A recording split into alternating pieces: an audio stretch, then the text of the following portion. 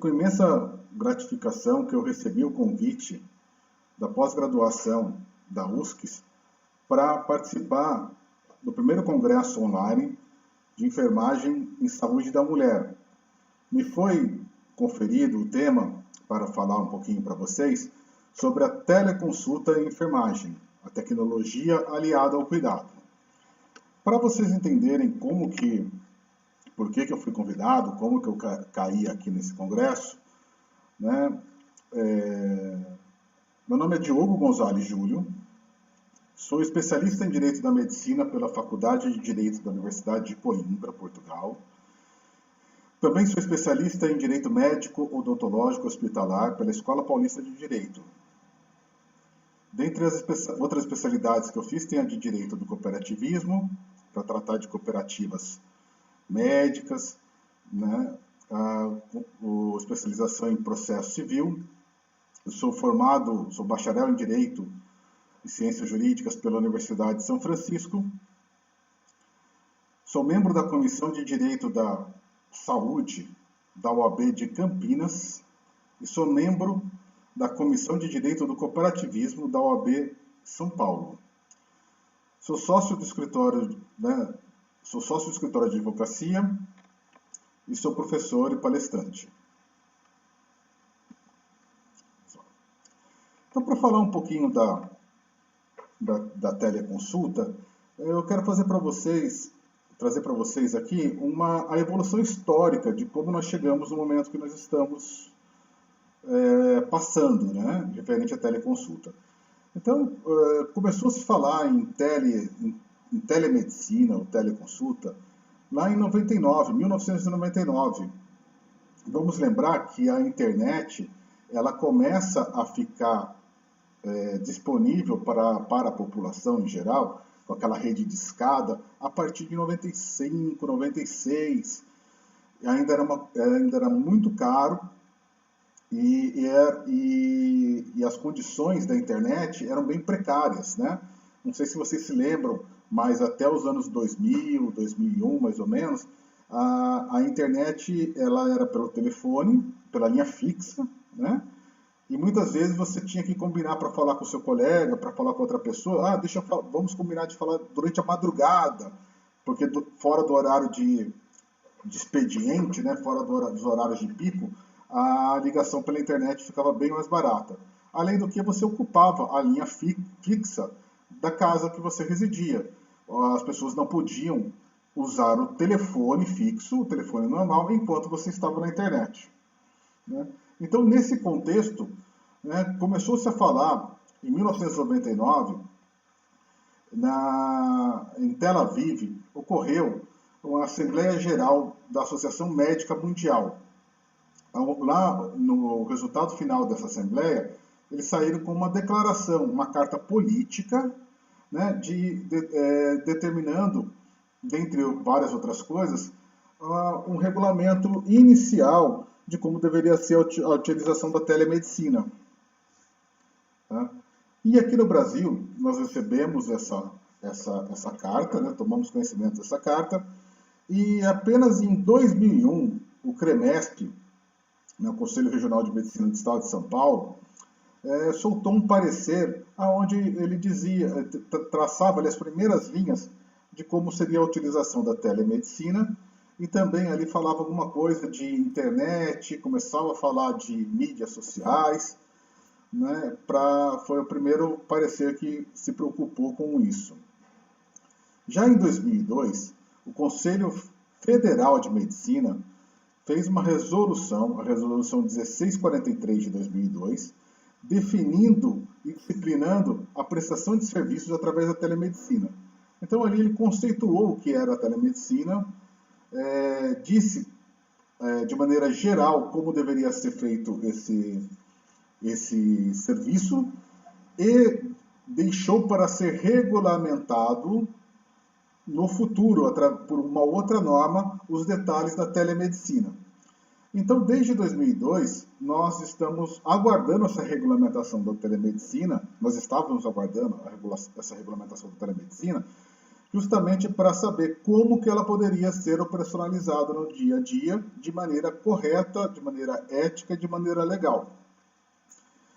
E, enquanto isso, o Conselho de Medicina passou por algumas gestões.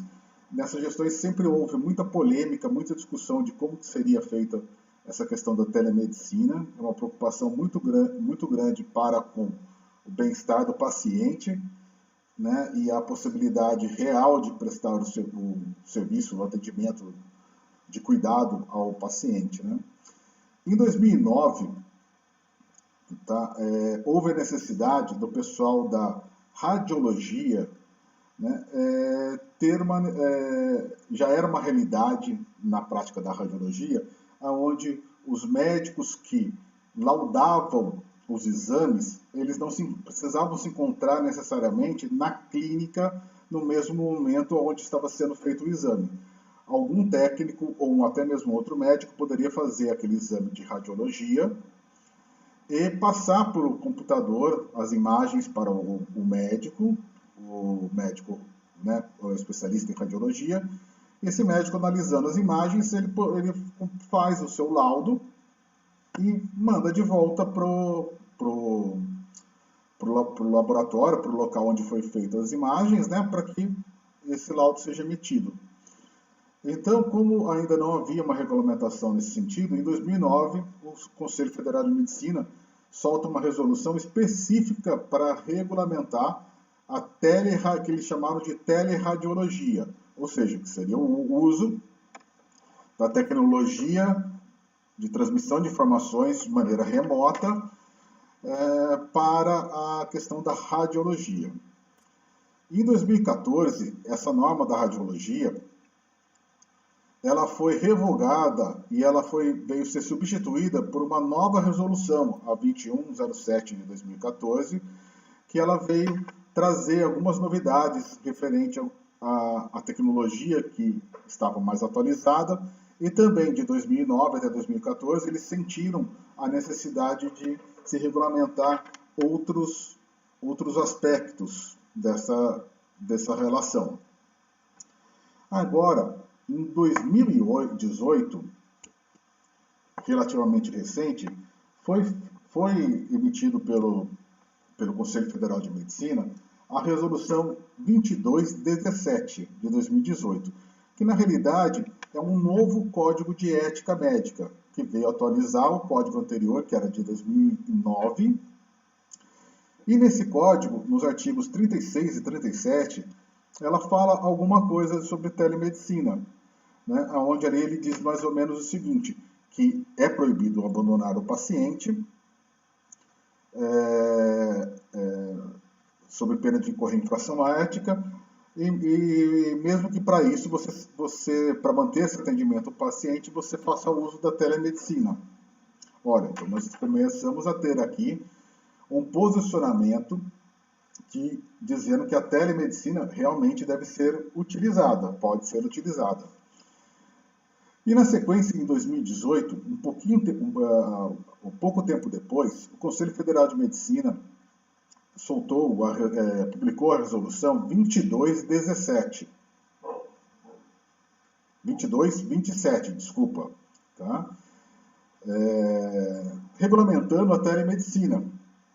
E ali, expressamente, ele começava essa resolução dizendo, olha, aquela resolução de 2002 que tratava da telemedicina, eu a revogo e passa a vigir em seu lugar esta resolução, a 2227 de 2018, onde ela trazia de novo o conceito de telemedicina, e ali ela trazia já uma regulamentação já dentro dela de como deveria ser o atendimento, de como deveria ser procedida a relação médico-paciente através da tecnologia.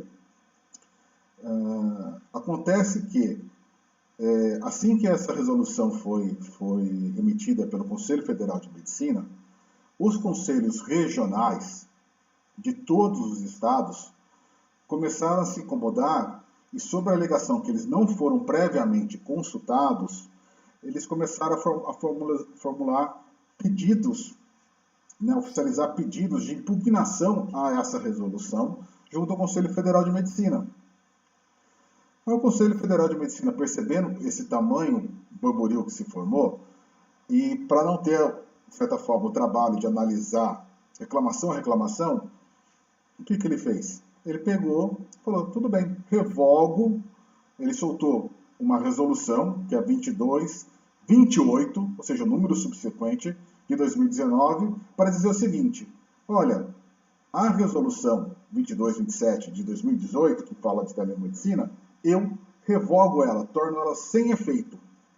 Ponto. No parágrafo seguinte ele disse assim, e eu determino que seja restabelecido os efeitos e a vigência da resolução 16.643 de 2002, que era aquela resolução original, que foi a primeira que o Conselho Federal de Medicina editou para disciplinar, na ocasião, o que era a telemedicina e deixar para que no futuro fosse feita a devida regulamentação do seu uso no dia a dia.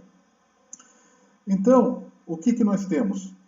Nós temos, até esse momento, está em vigência a resolução de 2002, que ainda depende de uma regulamentação mais detalhada, através de uma nova norma, para dizer o como deve ser feito, como deve se proceder em teleatendimento, em telemedicina. Ainda em 2019, mais para o final do ano, o Conselho Federal de Medicina, a pedido da Sociedade de Patologia Clínica, fez uma resolução definindo o que seria a telepatologia e regulamentando como que ela deve ser usada. Guardadas as proporções, foi a mesma coisa que aconteceu com a radiologia. Aqui agora o pessoal da patologia falou, olha, já que vocês não regulamentaram a telemedicina de uma maneira geral, eu preciso regulamentar a minha prática, que eu já venho praticando no dia a dia, para que eu não ficar falando, para que eu tenha uma segurança da prática que eu estou fazendo. Então o pessoal recebia o material nos seus laboratórios, fazia os exames e mandava esses exames prontos para quem deveria recebê-los, né? Então veio essa resolução específica para a telepatologia. Então, será que cada especialidade médica vai ter que ter uma sua resolução específica? Então, estamos na expectativa que o Conselho Federal de Medicina fizesse essa regulamentação da telemedicina.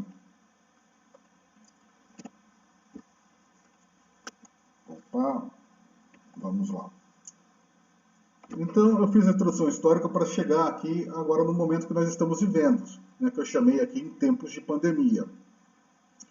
Agora, com o advento da pandemia, que primeiro começou aí o Covid-19, o coronavírus, começou a se desenvolver na China, veio caminhando ali se alastrando pelos demais países, a Itália, a Espanha, até que aqui no Brasil, nós estávamos no momento incipiente disso, onde apenas os estrangeiros chegavam, os brasileiros que chegavam de viagem ao exterior, estavam apresentando sintoma. O governo federal, ele se antecipou e no dia 6 de fevereiro agora de 2020, ele editou a Lei 13.979. Essa lei, ela define as medidas para o enfrentamento da emergência de saúde pública decorrente da pandemia provocada pelo novo coronavírus, o SARS-CoV-2, que é o nome do vírus, né? E Covid-19 é quando a gente se refere à doença, né? Salvo engano. Bom, mas vamos lá. Então, essa resolução, essa lei federal, ela veio determinar algumas normas de emergência. Dentre elas, ela veio estabelecer, já pré-definir, o que era isolamento social, quando que deve ser aplicado o isolamento da pessoa que apresenta o vírus, ela deveria ficar isolada na sua casa por no mínimo 14 dias, depois isso aumentou para 21 dias.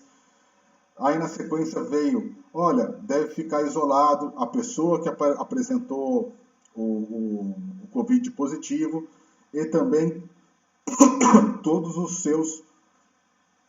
as pessoas que coabitam a mesma residência que ela, né, também deve ficar isolado pelo mesmo período. E até que veio a questão do isolamento social, aonde foi definido que deveria se manter funcionando apenas os serviços essenciais.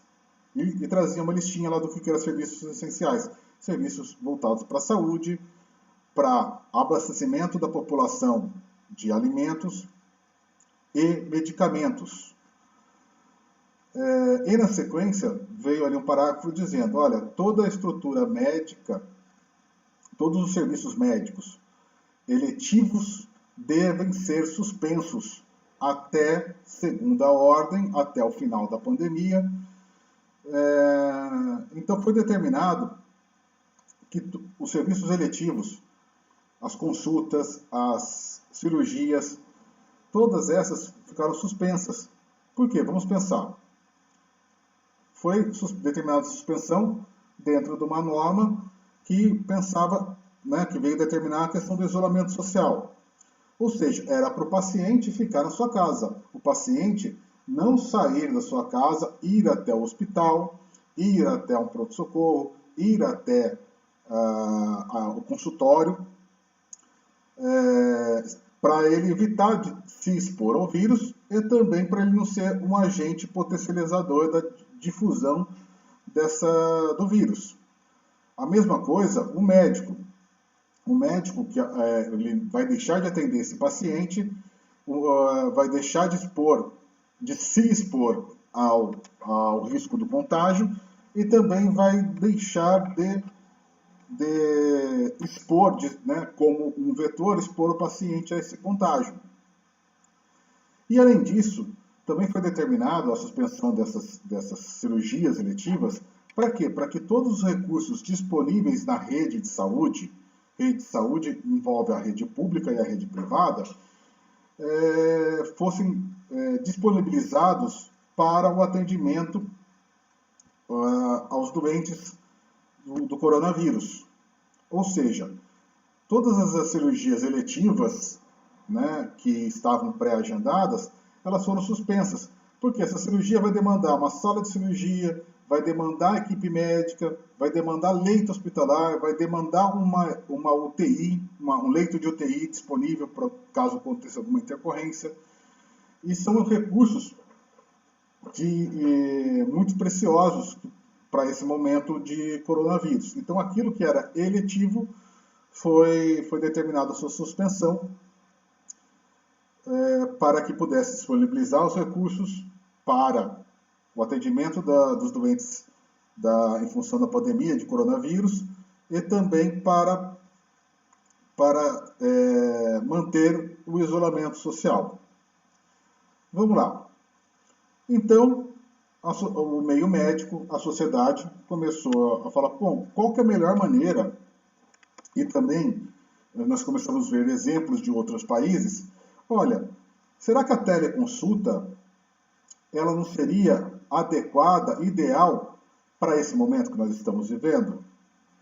Eu não poderia atender os pacientes via remoto, via tecnologia, para que eu, médico, não tivesse contato com ele, paciente, que é um potencial paciente que está com coronavírus, né, e vice-versa? Bom, lógico que sim. Seria o ideal, uma boa. Só que aí nós olhamos ali para o regulamento que nós tínhamos até então, o que estava valendo era a resolução do CFM, do Conselho Federal de Medicina, a 1643 de 2002, que, como eu disse para vocês, essa resolução ela vinha conceituar, definir o que era telemedicina, só que ficou pendente ainda a regulamentação de como seria feito esse atendimento. Ou seja, Nós chegamos aqui nesse momento de pandemia e não havia uma definição que autorizasse o uso da teleconsulta. Então, na época ainda, quem estava no comando do Ministério da Saúde era o Mandetta, tá? O ministro Mandetta. Ele, em conjunto com o pessoal do Conselho Federal de Medicina, se organizaram ali na questão de 1 ou 2 semanas no máximo, e já em 19 de março, agora de 2020, o Conselho Federal de Medicina mandou um ofício para o Ministério da Saúde, autorizando o uso da telemedicina em caráter excepcional enquanto durar a pandemia. E ali ele ainda regulamenta alguns itens. Ele fala lá da televigilância, da teleconsulta e da teleinterconsulta. Tá? E na sequência, logo no dia seguinte, no dia 20, o Ministério da Saúde publica uma portaria que é basicamente os termos do ofício, só que ele trata a telemedicina de maneira genérica, ele não fala dos subitens, tá? Das subdivisões, e ele fala ali, olha, a única coisa que você tem que tomar cuidado é para resguardar as informações que estão sendo utilizadas ali, através dos meios eletrônicos, para se preservar o sigilo médico da profissão, e também tem que ter o cuidado de buscar sempre o consentimento do paciente, que vai estar se submetendo a essa teleconsulta. Aí nessa esteira, no dia 26 de março, ou seja, quase uma semana depois, o COFEN, Conselho Federal de Enfermagem, publicou a resolução 634 de 2020, autorizando o uso da telemedicina, da teleconsulta, através dos enfermeiros com os pacientes, nos mesmos critérios que foi feito para a medicina, tá? Ou seja, essa norma ela vinha regulamentar ali, dizer, eu autorizo em caráter excepcional o uso da teleconsulta enquanto durar a pandemia. O profissional deve tomar o cuidado, o enfermeiro deve tomar o cuidado de explicar e buscar o consentimento do paciente que vai se submeter à teleconsulta. Ele deve se preocupar com o sigilo profissional. Ele deve registrar essas informações como se fosse uma consulta normal. Tá? E agora, com esse andamento aqui nas esferas dos conselhos e do Ministério da Saúde, os parlamentares, primeiro na Câmara dos Deputados e depois passou pelo Senado e foi aprovado pelo Presidente da República, foi editada uma lei federal, a 13.989 de 2020, que foi publicada no dia 15 de abril. Ou seja, agora nós temos uma lei federal nos mesmos termos, autorizando o uso da teleconsulta enquanto durar a pandemia. Mas vamos lá, vamos tentar falar um pouco agora, adentrar no assunto que seria a teleconsulta voltado para os profissionais de saúde, especialmente para os enfermeiros. Tá? Essa autorização ela está inserida dentro de um contexto de normas que já existem referente à atividade da enfermagem. Então, para contextualizar, eu trago para vocês aqui, olha, que a profissão da enfermagem, ela vem ser regulamentada através da Lei 7.498 de 1986 e também pelo Decreto 94.604 de 1987, aonde determina que quando da atuação em consultórios e clínicas de enfermagem, poderão realizar as atividades de competências regulamentadas por essas leis. Ou seja, essa lei ela vem regulamentar a questão da atividade dos médicos dos médicos, não, dos enfermeiros, nos consultórios e clínicas de enfermagem. Já em 97, o Conselho Federal de Enfermagem, ele soltou a resolução 195 de 97, onde ele veio autorizar a solicitação de exames de rotina e complementares por enfermeiros. Os enfermeiros passaram a poder fazer essa solicitação desses exames dentro do contexto. Já em 2012, a resolução 429, ela vem definir aqui a questão do registro das ações profissionais no prontuário do paciente, em outros documentos próprios da enfermagem, independente de meio de suporte tradicional ou eletrônico. Ou seja, essa resolução aqui ela vem regulamentar a questão do registro no prontuário, do registro das atividades do enfermeiro. Em 2016, o Conselho Federal de Enfermagem soltou a resolução 519, onde ele veio autorizar a norma técnica para anotação da responsabilidade técnica pelo serviço de enfermagem e define as atribuições do enfermeiro responsável técnico. Ou seja, agora tem que ter um enfermeiro para assinar como responsável técnico do serviço de enfermagem ou do consultório de enfermagem, da clínica de enfermagem.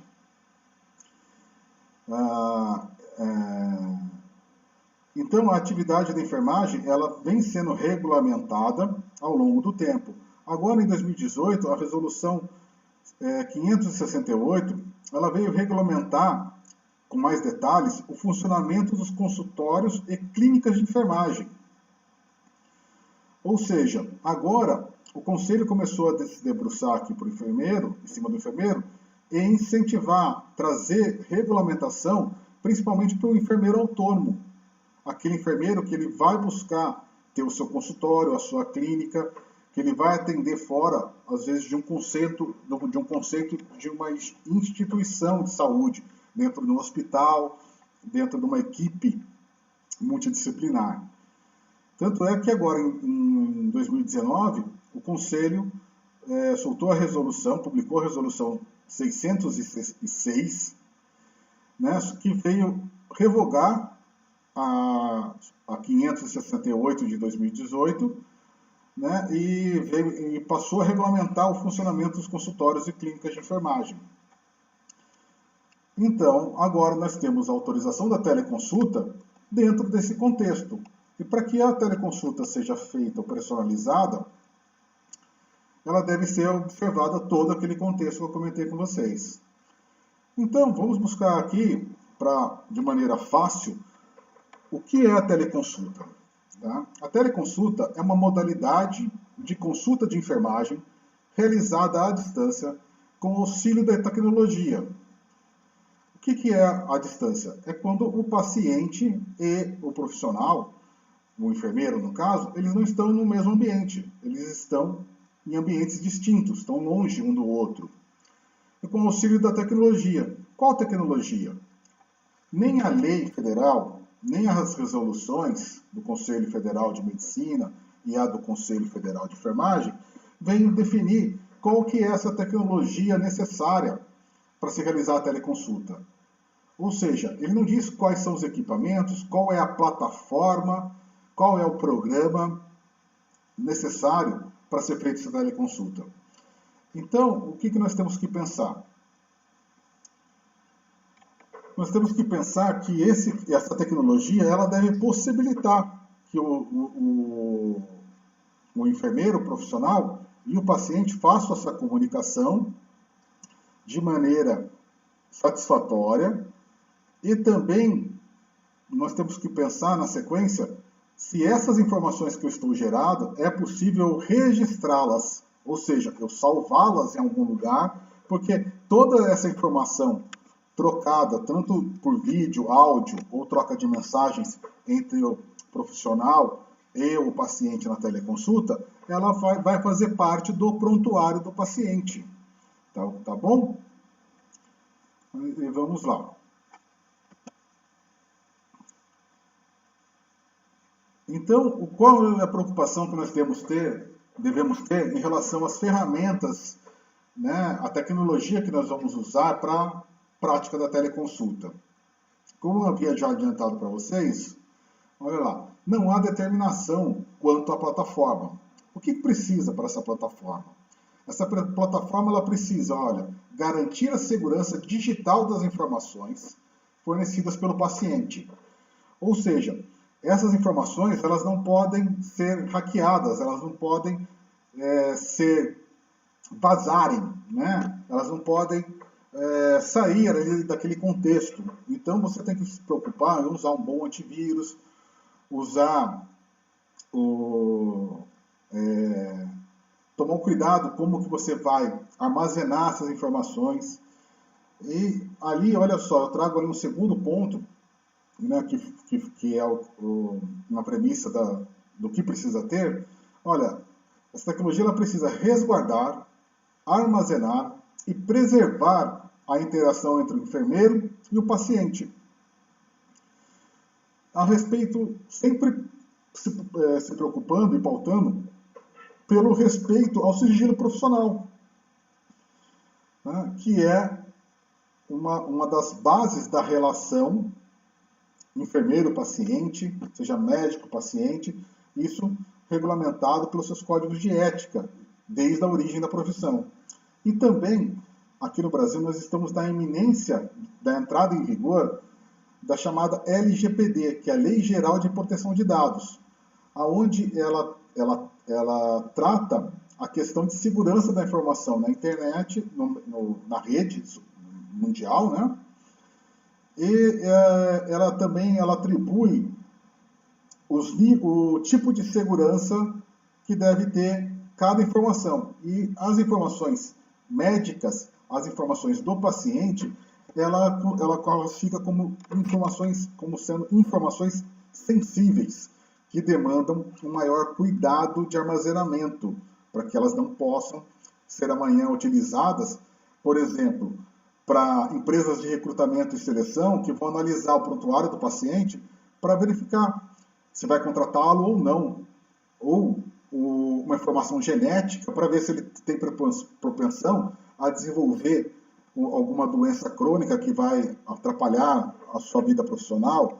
Então, essas informações elas devem ser resguardadas com todo cuidado.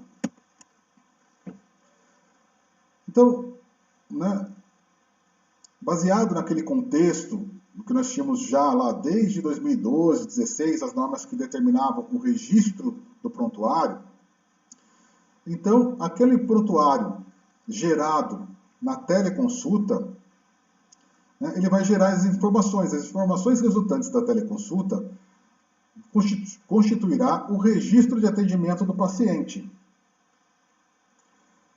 E a responsabilidade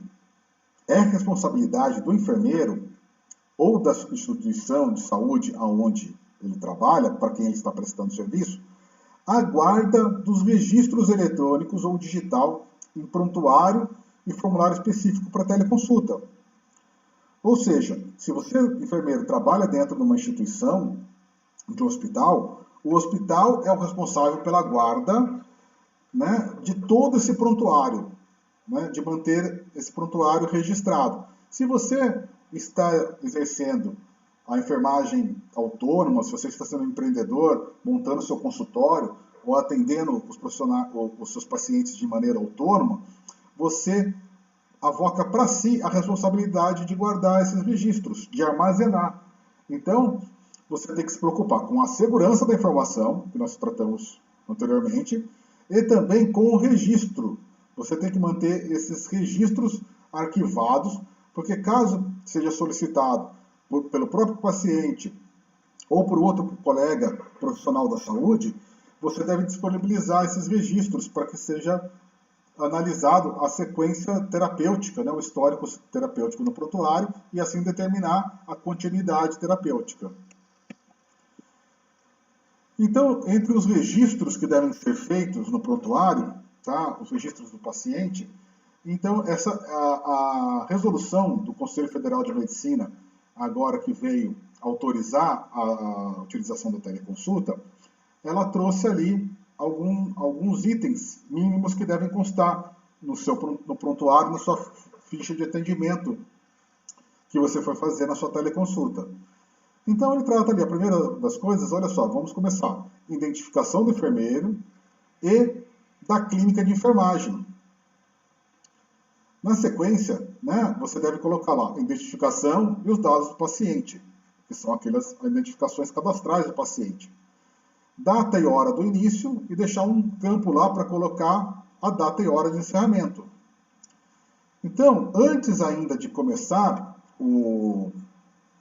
a consulta propriamente dita, você deve parar um momento e conversar com o paciente, informar o paciente o porquê que vocês estão começando aquele tratamento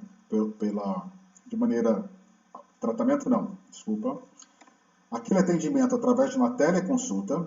Você vai explicar para ele, olha, é em função do momento que nós estamos vivendo, em função para evitar contaminação, evitar que os hospitais fiquem lotados, né? E também você vai explicar para ele, olha, pode ser que no meio da nossa consulta eu entenda que o senhor precise comparecer pessoalmente ao hospital para ser atendido por mim, ou a minha clínica, ou eu tenha que ir pessoalmente à sua casa, porque se faz necessário que eu execute um exame clínico mais cuidadoso com o senhor presencialmente. O senhor aceita que nós começamos a fazer o atendimento dessa maneira?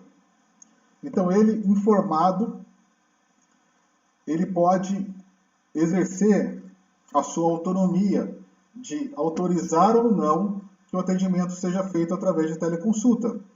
Ele pode, por exemplo, tá? Ele pode ser uma pessoa tradicional que ele prefere, logo de cara, que ir num médico, que o médico coloque a mão nele para fazer o exame clínico, clássico, tradicional. Então ele pode, na cabeça dele, ter preconceito com o procedimento da teleconsulta.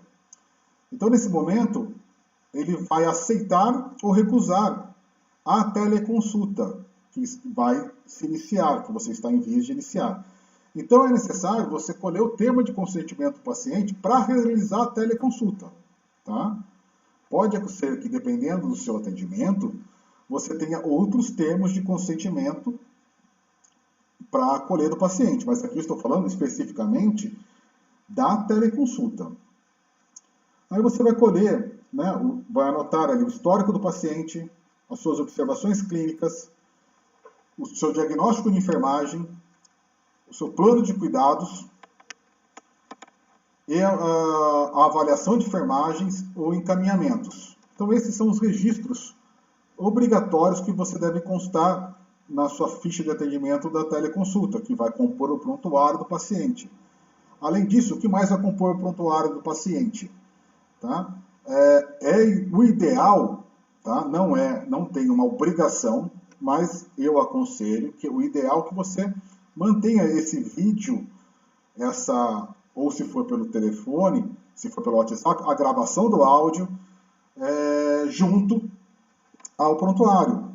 Assim como todas as imagens que ele passar para você, ele pode passar para você imagens de exames, imagens de receitas que ele está tomando para você. Você pergunta para ele, que médico você está tomando? Não sei. Aí ele bate uma foto lá da receita ou da caixinha do medicamento que ele está tomando, né? Então todas essas informações você vai reduzir a termo, né? Você vai escrever na sua ficha, e eu aconselho que você guarde essas imagens, essas informações também arquivadas naquilo que vai vir a compor o prontuário do paciente, né? Junto, inclusive, com o termo de consentimento para teleconsulta. Vamos lá?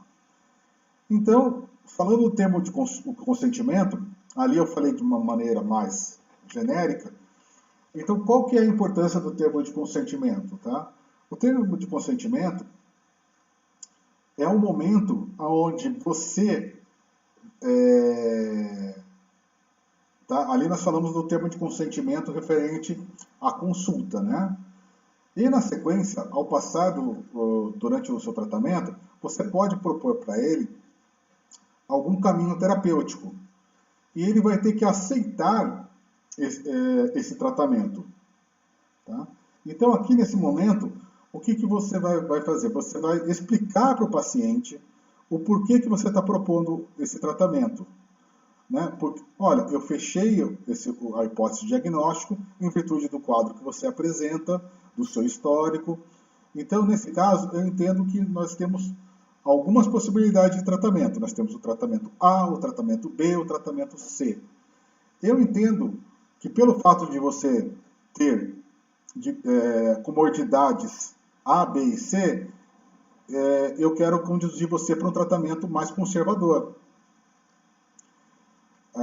O senhor, agora, o senhor tem alguma dúvida? Deixa eu explicar para você, inclusive, como que funciona esse tratamento, quais são as consequências de você, se você não for um paciente aderente a esse tratamento, se você deixar de seguir com a prescrição, quais são os efeitos de você não fazer nada, para que o paciente, ele, possuindo todas as informações, ele possa exercer o seu direito de escolha. Ou seja, que nós estamos respeitando a autonomia do paciente e, ao mesmo tempo que você está realizando toda essa explicação e colhendo a assinatura do paciente, é um momento que vocês estão ali coroando a relação enfermeiro-paciente, né? A clássica relação médico-paciente. Então, se você chegou nesse momento e de maneira correta para colher o termo do consentimento livre e esclarecido do paciente, para ele aderir, para ele aceitar a seguir com determinada conduta terapêutica, vocês vão perceber que o termo de consentimento não é simplesmente mais um documento a ser preenchido para cumprir um requisito meramente formal. Tá? Ali é uma maneira de você fazer, você está verificando se você construiu a relação médico-paciente de maneira adequada, da maneira que o paciente entenda e compreenda pelo que ele está passando, pelo que ele pode vir a passar. Assim, se o tratamento iniciar e durante o caminho terapêutico atingir algum resultado não esperado, o paciente ele vai entender por que chegou nesse ponto. Ele vai ter um nível de compreensão que isso podia acontecer. Então, a chance desse paciente ficar revoltado e se voltar contra o profissional da saúde no futuro processo, um pedido de indenização, um pedido de responsabilização por agressão física, até no âmbito criminal, tá? E mesmo perante o seu Conselho Federal, um processo administrativo, ético-disciplinar, as chances são muito minimizadas. Tá? A chance sempre vai existir, mas quanto melhor a relação, quanto melhor a construção dessa relação médico-paciente, menos chance desse paciente se voltar contra você no futuro.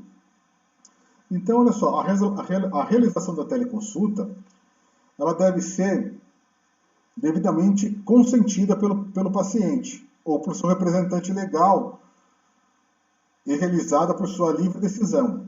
Ou seja, se o paciente ele for menor de idade, você deve colocar ali para assinar aquela autorização os pais ou o responsável legal. Se o paciente for já for considerado incapaz, ele pode ser considerado incapaz como? Quando ele for interditado, ele pode ter já um curador que é o responsável pelas suas ações. Então você deve tomar cuidado de buscar essa autorização, né, junto ao responsável legal, que seria o curador. Mas vamos lá. Dando continuidade, né, quando que eu devo realizar a teleconsulta?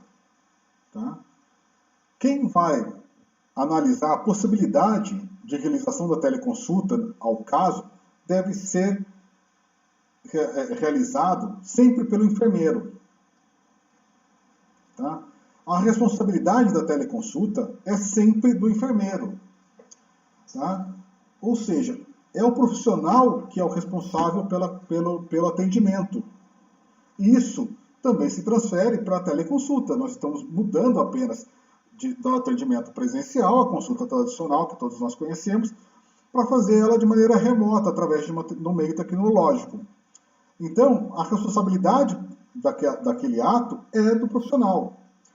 Então, ali naquele momento que o profissional está colhendo as informações, está colhendo as informações do paciente, está colhendo o termo de consentimento e inicia ali fazer a anamnese do paciente, ele já vai verificar ali se eu posso continuar com o atendimento via teleconsulta ou se vai ser necessário eu fazer esse atendimento unicamente ou transferir esse atendimento dar continuidade presencialmente, né? Ou já nem inicio essa teleconsulta, porque eu vejo que já é o caso de que é necessário o paciente estar presente. Tá? Então, esse julgamento da possibilidade ou não de fazer a teleconsulta é do profissional. Assim como a responsabilidade dele fazer a teleconsulta também é dele. Por exemplo, o que você tem que tomar cuidado é se, no decorrer da teleconsulta, você perceber que é necessário você prosseguir com um exame clínico presencial, né, e você não determinar isso para dar continuidade presencialmente. Você avoca para si essa responsabilidade. Né? Então, esse cuidado a mais que você deve ter, o profissional da saúde deve ter. Nós falamos em teleconsulta, falamos em telemedicina, né, teleatendimento, são alguns termos que acabam se confundindo. Então, aqui para vocês, eu trouxe aqui uma orientação onde eu vou chamar de teleatendimento, o gênero, e vou trazer aqui as modalidades que esse teleatendimento pode se dar. Tá? Então, o primeiro que eu coloquei aqui são as orientações e esclarecimentos. Né? Alguns lugares você vai encontrar como teleorientação, teleesclarecimento. Isso está sendo muito usado agora, principalmente, com a questão do Covid, com a questão, né, da pandemia do coronavírus, aonde foi incentivado que os pacientes que apresentassem qualquer sintoma ou tivessem qualquer preocupação de estarem com quadro de coronavírus, ao invés de ir diretamente ao pronto-socorro, eles buscassem um serviço de teleorientação, eles informassem para o profissional ali do outro lado. Olha, o profissional ele vai estar treinado, ele vai ter ali um gabarito a seguir, ele vai fazer perguntas direcionadas, ele vai perguntar para o paciente, olha, você apresenta tosse seca, você apresenta coriza, você está com febre, você está com tontura, você está com náusea, vai fazer uma série de perguntas. E ali ele vai avaliar, olha, pelo que os quadros que você está me apresentando, é provável que você tenha uma simples gripe, um resfriado, ou alguma doença respiratória, mas não é o Covid. Tá? E então, eu aconselho que você fique em casa e não vá no pronto-socorro. Aí já aproveita e já orienta. Olha, caso esses sintomas piorem, ou caso tenha se somar a esses sintomas outros sintomas, né, aí sim você vai diretamente ao pronto-socorro, porque aí a sua situação já demanda um atendimento emergencial. Então, a teleorientação são aquelas orientações simples. Aqui não se prescreve nada, aqui apenas esclarece dúvidas e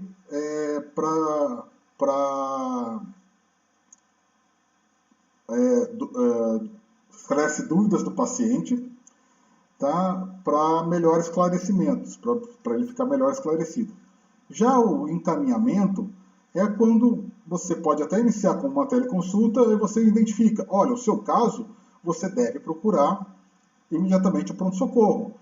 Olha, o seu caso, vamos sair um pouco do exemplo do coronavírus, tá? Porque o teleatendimento, ele pode ser usado, né, para qualquer paciente em qualquer enfermidade, tá? Não apenas para o coronavírus, tá? Não se confunda, que a autorização para realizar a teleconsulta, o teleatendimento, é apenas enquanto durar a pandemia. Mas esse teleatendimento, ele pode ser usado para qualquer enfermidade, para qualquer caso de doença, tá ok? Então aqui, você pode, mediante as perguntas que você está fazendo para o paciente, identificar, olha, você deve procurar o seu cardiologista, você deve procurar um endócrino, você pode encaminhar ele para o especialista que você entender necessário, ou, se for o caso, de uma eventual necessidade, encaminhar direto para o serviço de urgência e emergência, próximo à casa dele, que nesses casos eles continuam tendo a obrigação de atender. Tá? O telemonitoramento nada mais é do que você fazer o acompanhamento de um determinado paciente que ele está num quadro crônico. Tá? Vou dar um exemplo. O paciente diabético, onde ele faz uso de insulina diariamente, ele pode muito bem medir a sua glicemia em casa. Hoje, né, vocês têm aparelhos muito baratos e fáceis de operacionalizar, onde você, profissional, você pode treinar esse próprio paciente ou um familiar dele para que faça essa medição diariamente e vá informando para você, por exemplo, olha, a minha glicemia essa semana deu, aí você coloca segunda-feira, tanto, terça, tanto, né? E você vai manter esse monitoramento do paciente. Né? Então, tem muitos casos. Aí eu pergunto para você, essa questão do monitoramento, ou mesmo do encaminhamento, das orientações, quando, né, o paciente ligava lá tradicionalmente no seu hospital, na sua clínica, você já não fazia uma conversa prévia com ele? Gente, é praticamente a mesma coisa que tá sendo feita agora. Tá? Não foge muito daquilo que nós já conhecemos, não está sendo inventado nada novo. Tá? E aqui nós passamos a falar aqui da teleconsulta, da consulta, né, a modalidade do teleatendimento e consulta, que está sendo chamado de teleconsulta, que é aquela modalidade de você realizar a consulta com, né, a consulta ela é composta do identificação do paciente, das informações, fazer o termo de consentimento para que ele autorize ou não fazer a teleconsulta, fazer a devida levantamento histórico clínico, a anamnese do paciente, fechar a hipótese diagnóstico e fazer o encaminhamento, o equivalente à prescrição, você fazer a avaliação clínica do paciente para passar um plano de cuidados para ele. E o retorno? O retorno ele acaba sendo a possibilidade mais fácil. Né? O paciente já passou por uma consulta com você, muitas vezes já passou por uma consulta presencial, você conhece aquele paciente, então você vai fazer um retorno naquele paciente, você já tem dados suficientes para poder fazer o julgamento que você vai fazer agora no retorno. Ou seja, olha, continua com o plano de tratamento, vamos adequar esse plano de tratamento para menos horas, para mais horas, né? Fazer com maior frequência os exercícios, maior frequência a limpeza da ferida. Né? Eu estou pensando aqui em hipóteses diversas, tá? Então, o que seria o retorno propriamente dito? Vamos lá?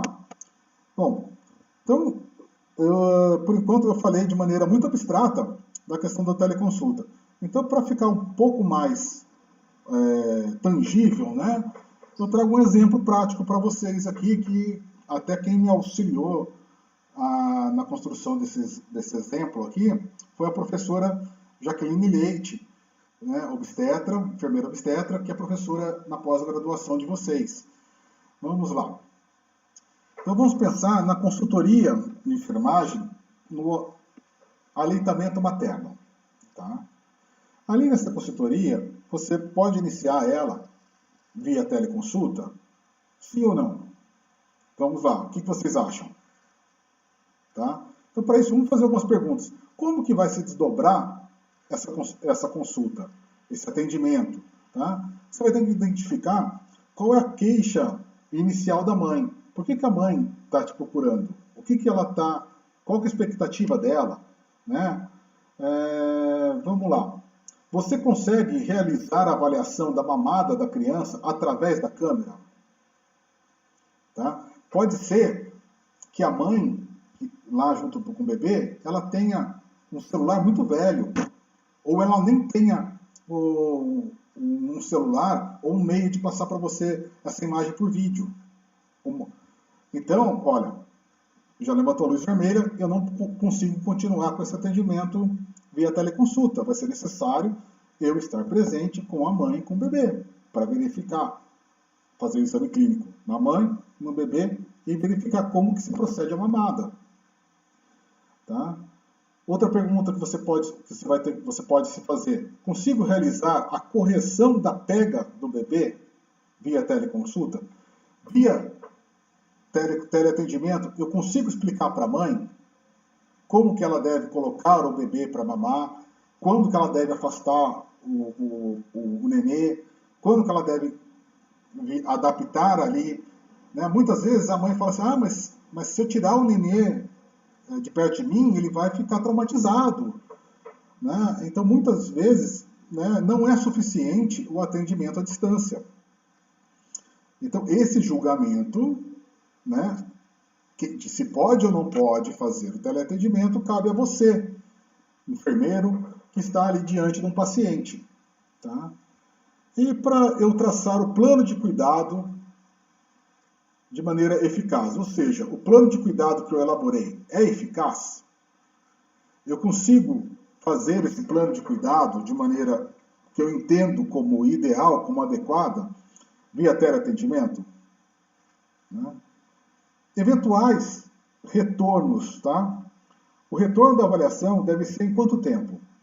Por exemplo, você fez um atendimento presencial, tá?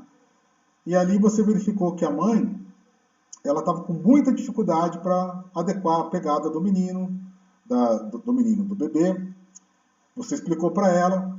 Então aí você vai falar assim, em quanto tempo que eu tenho que retornar o meu atendimento com ela, ou pedir para ela me dar um retorno via telepresença, para ela me dar uma satisfação se ela conseguiu adequar da maneira correta a mamada, a pega do bebê, se ela não desenvolveu ou se não potencializou eventuais feridas que ela tenha, né, no seio, em virtude da amamentação.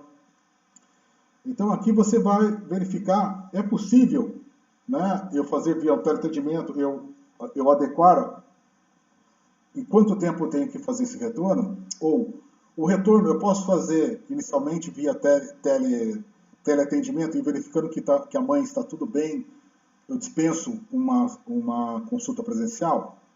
Lembrando que no retorno você já tem a facilidade de ter o histórico do paciente.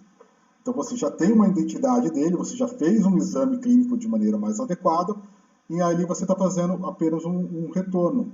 Então a possibilidade de você fazer o retorno via teleatendimento, ela é muito maior. Bom, há necessidade de um atendimento domiciliar para as intervenções. Tá? Aqui a professora Jaque, como especialista que ela trouxe um exemplo aqui da aplicação de laser terapia.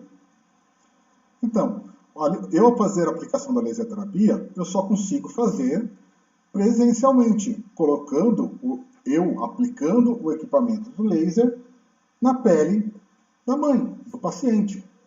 Nós ainda não conseguimos fazer isso via teleatendimento. Né? No futuro, quem sabe, né? Eu acredito que no futuro nós teremos muitas novidades aí para contribuir no serviço de saúde. Mas, por enquanto, ainda é obrigatório fazer presencialmente. Tá? Também é interessante, muitas vezes, eu manter essa mãe e manter esse bebê dentro do seu ambiente, dentro da sua casa, dentro do seu quartinho, com o seu conforto, para que esse bebê fique numa situação mais confortável possível para poder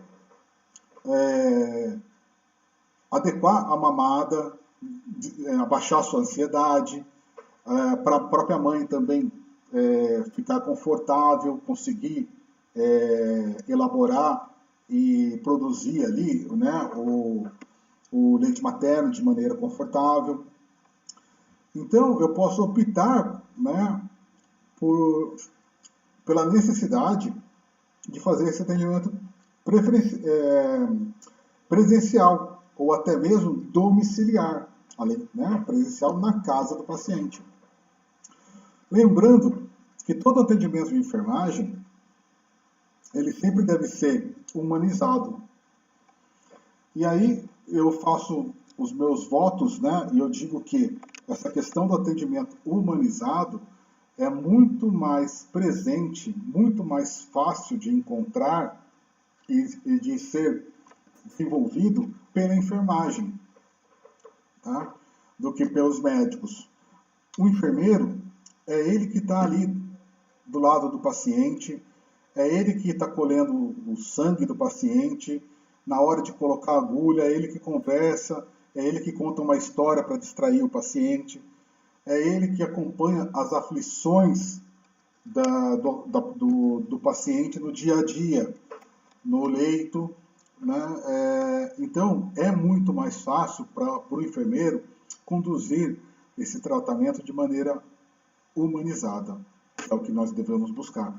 Porque o enfermeiro, ele nada mais é do que ele busca o que? Sempre o melhor cuidado do paciente.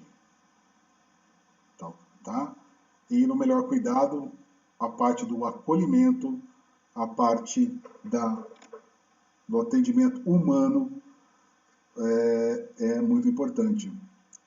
Então, esse é o tipo de coisa que nós temos que tomar cuidado para o teleatendimento não retirar da enfermagem. Tá? Então, nós estamos vivendo essa fase de coronavírus, da pandemia, né, do coronavírus, aonde nós nos vemos com a necessidade de utilizar das ferramentas digitais para fazer o teleatendimento.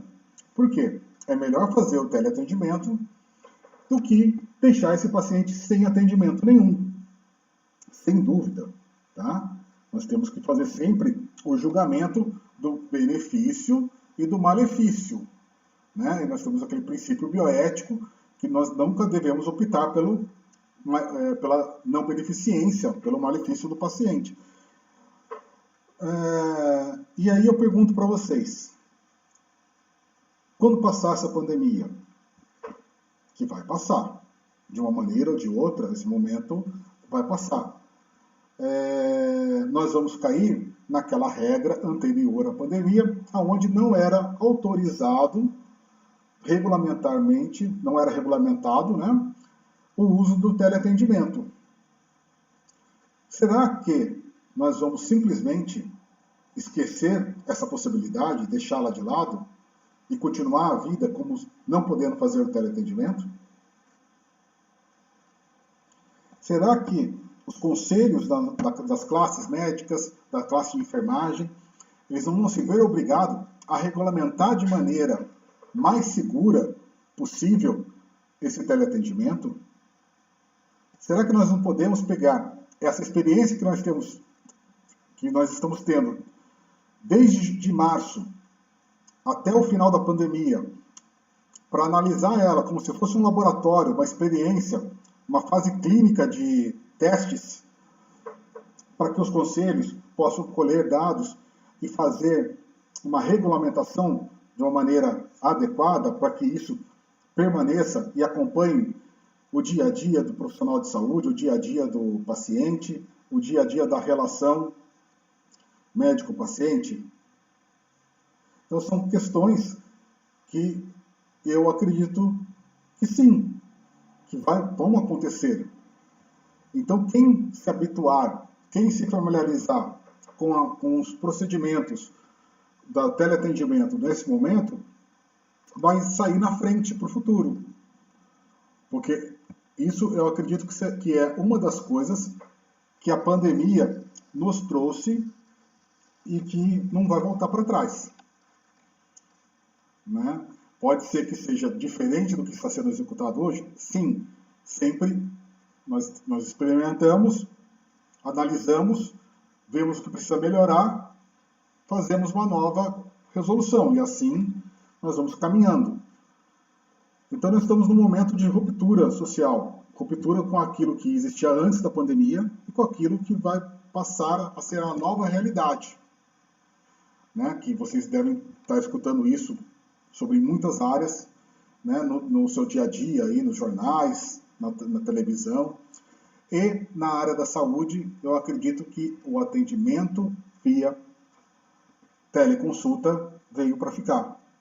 Esse vai passar a ser o novo normal na saúde.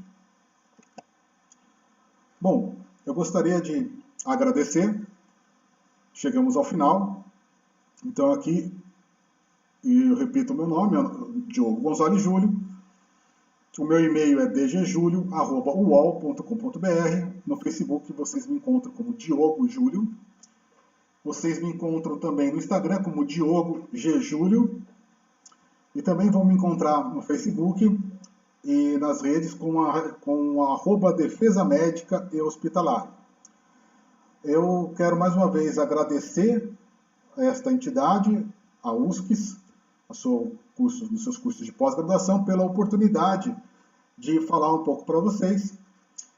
Eu agradeço a paciência, peço desculpa pelas nossas falhas, mas estou aprendendo a utilizar essas ferramentas aqui para dar aula via videoconferência.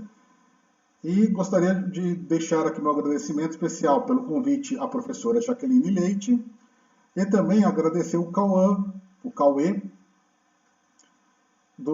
da equipe de marketing, que muito me auxiliou. Muito obrigado, até uma próxima vez.